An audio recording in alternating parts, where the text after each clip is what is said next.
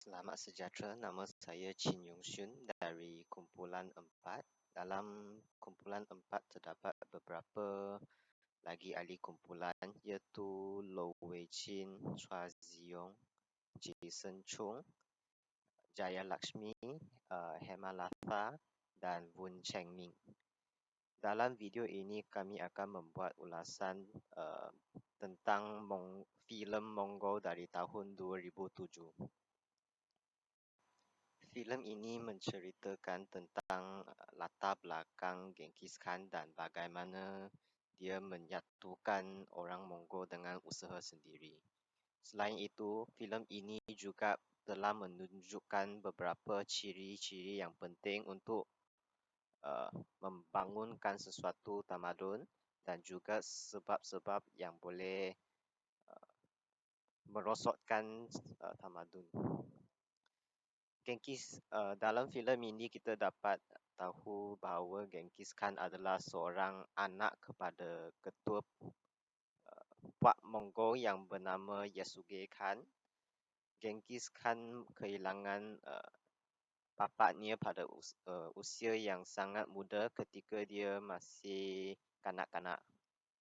Genghis Khan diburu selama hidupnya dari zaman kanak-kanak sehingga zaman dewasanya. Sebab dia diburu adalah kerana dia merupakan satu pewaris sah yang layak mewarisi kuasa ayahnya sebagai salah satu ketua Puak Mongol. Pada permulaan filem ini, bapa Genghis Khan dianiaya selepas membawa Genghis Khan ke kampung Puak Mongol lain untuk memilih isteri tunangnya. Sebab yang menyebabkan bapa Genghis Khan iaitu Yasuge meninggal dunia adalah kerana dia telah meminum susu yang diracun oleh musuhnya yang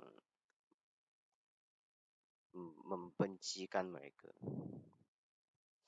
Setelah ayahnya mati dianiaya, Genghis Khan menghabiskan zaman kanak-kanaknya melarikan diri sehinggalah dia dewasa supaya dia ada kemampuan untuk membalas dendam dan mengambil balik kuasa ayahnya sebagai seorang Khan.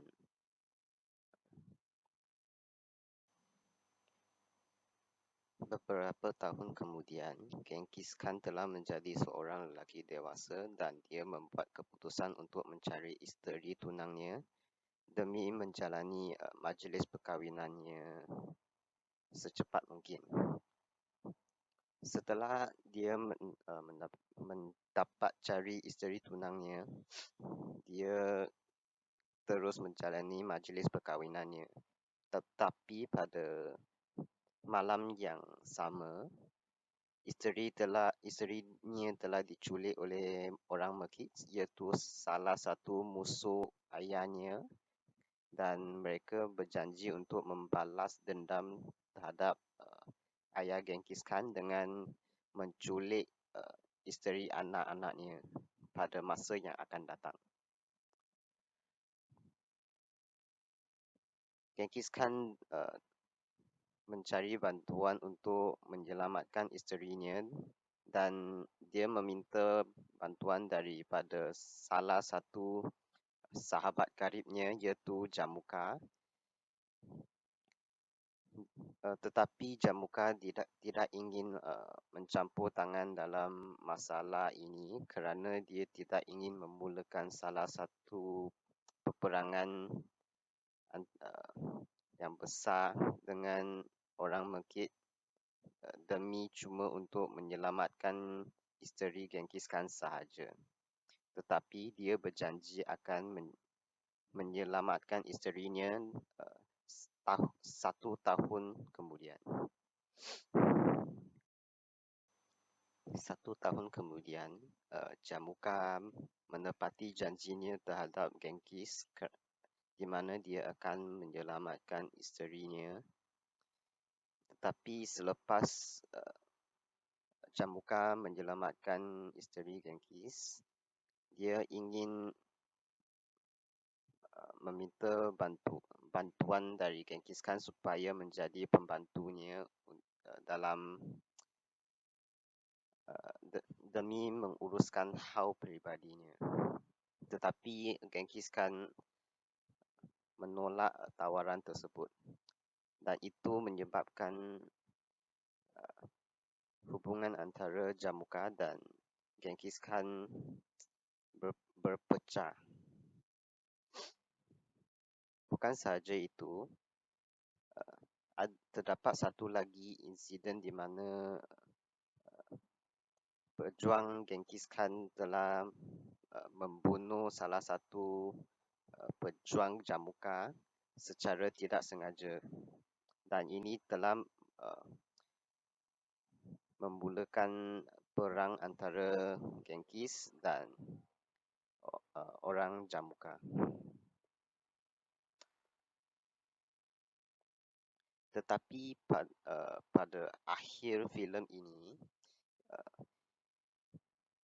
terdapat beberapa ciri-ciri yang ditunjuk dalam filem ini di mana ia penting untuk membangunkan tamadun. Unsur-unsur tamadun yang saya boleh dapat dalam filem ini ialah sistem organisasi. Sistem organisasi ialah struktur yang terdiri daripada bahagian bebas seperti pembahagian tenaga kerja dan hierarki sosial.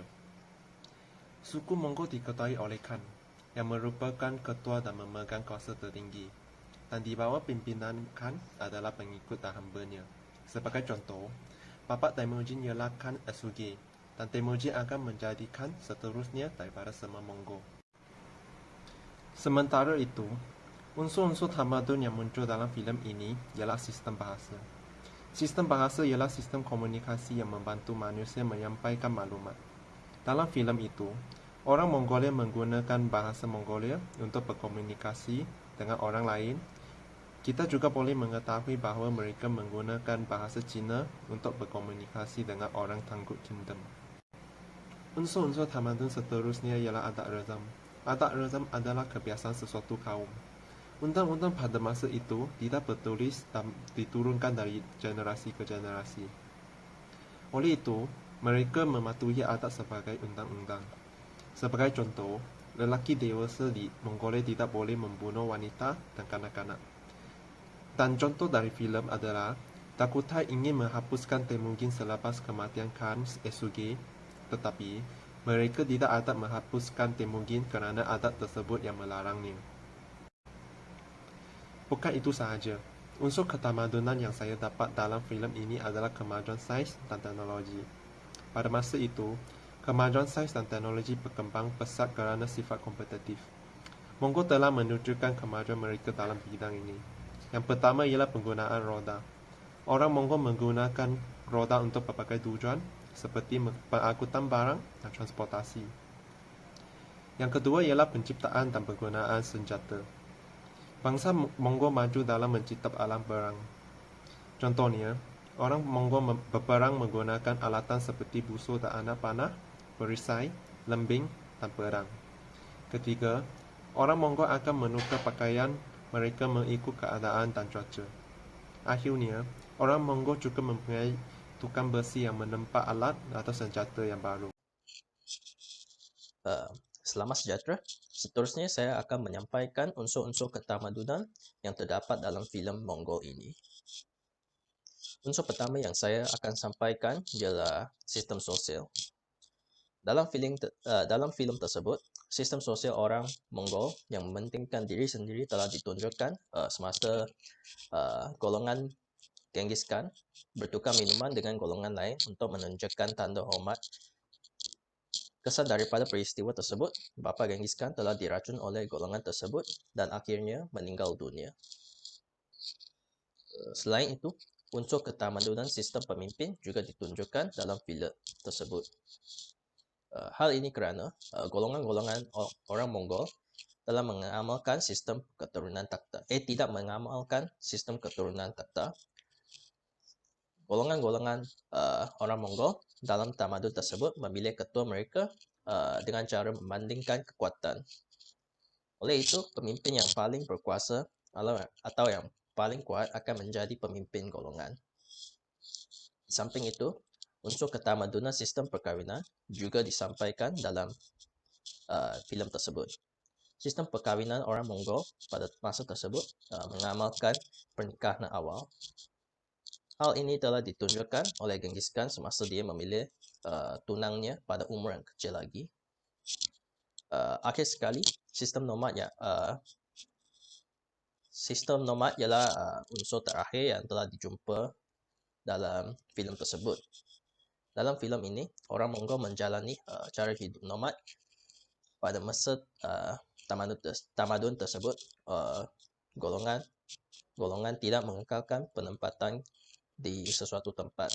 Sebaliknya, mereka sentiasa berantau dari satu tempat ke tempat yang lain untuk menyelesaikan keperluan mereka. Terima kasih. Selamat sejahtera semua, nama saya Lo Wei Ching. Saya ingin membentang kemerosotan tamadun Mongol. Tamadun Mongol mempunyai berbagai faktor yang mendorong kemerosotan tamadun mereka. Setiap tamadun sememangnya akan mengalami kemerosotan dan ada pula yang runtuh secara mendadak.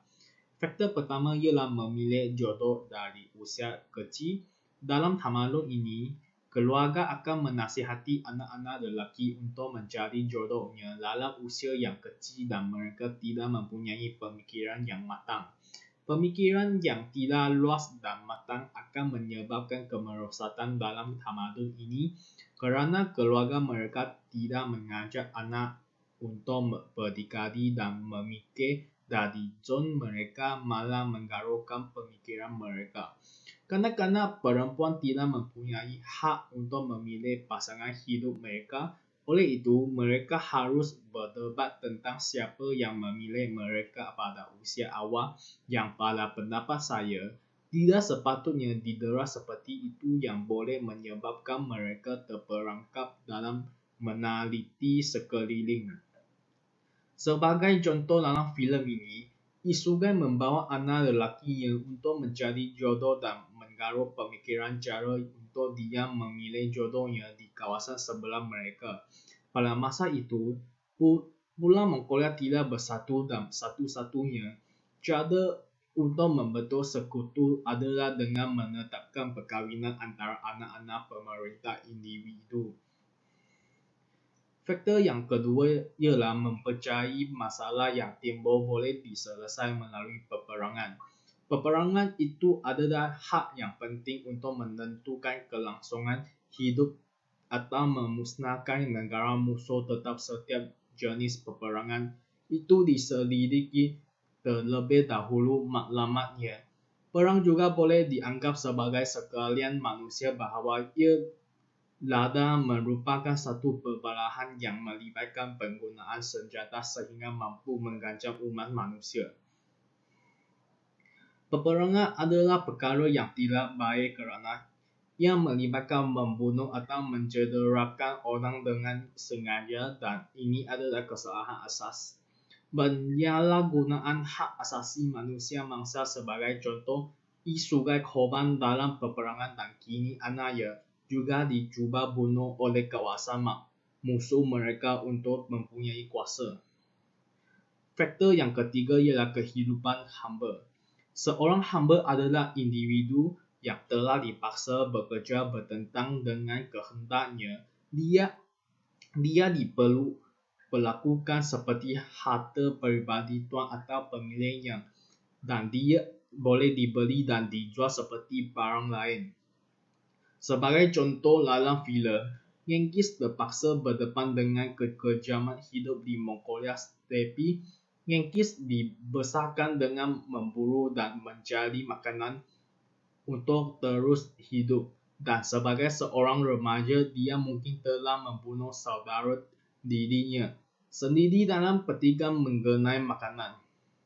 Semasa tahun remajanya, Puak Sae menculik dia dan isteri mudanya dan Genghis menghabiskan masa sebagai hamba sebelum melarikan diri dengan berani. Di sebalik semua kesukaran ini, pada awal 20, Dia telah membuktikan dirinya sebagai seorang pahlawan dan pemimpin yang hebat. Faktor yang keempat ialah keputusan meninggalkan sahabat. Kemudian Temujin membuat keputusan untuk meninggalkan sahabatnya bersama dengan beberapa pejuang dari kampung sahabatnya dan kembali ke kampung sendiri, dan ini menyebabkan hubungan mereka pecah.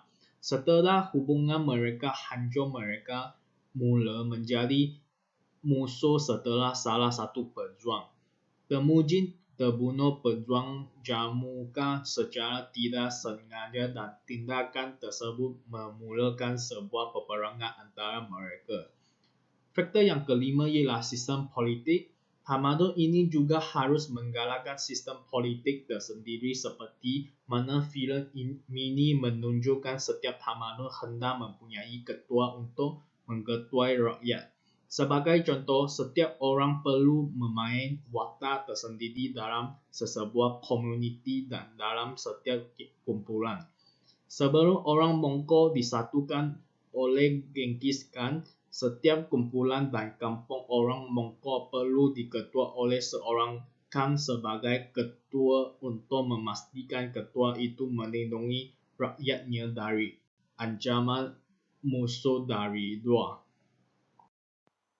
Dalam filem ini kita boleh nampak bahawa untuk membangunkan sebuah tamadun hendak mempunyai beberapa ciri-ciri, iaitu sistem undang-undang sendiri, mempunyai sistem bahasa sebagai media komunikasi, mempunyai kepercayaan sendiri, dan mereka juga harus mempunyai sistem politik sendiri, kerana dalam sesebuah tamadun mesti diketuai oleh seseorang ketua. Tujuan undang-undang ditentukan dalam sesebuah tamadun adalah untuk menjamin kedaulatan sesebuah tamadun supaya orang hidup dan bertindak mengikut undang-undang tertentu. Selain itu, sistem bahasa bukan sahaja merupakan sistem komunikasi sahaja, ia juga merupakan salah satu sistem tulisan yang boleh digunakan dalam sistem pembelajaran. Tetapi dalam filem ini, kita tidak nampak sistem tulisan kerana pada zaman itu tidak mempunyai sistem tulisan untuk tujuan pembelajaran. Mereka cuma menggunakan sistem bahasa sebagai media komunikasi sahaja. Di samping itu, sesebuah tamadun perlu ada kepercayaan sendiri, adalah kerana setiap orang mesti mempunyai kepercayaan kepada Tuhan supaya setiap individu mempunyai prinsip yang diikat dalam kehidupan mereka. Ini adalah untuk memastikan seseorang itu selalu fikir sebelum membuat sesuatu keputusan atau tindakan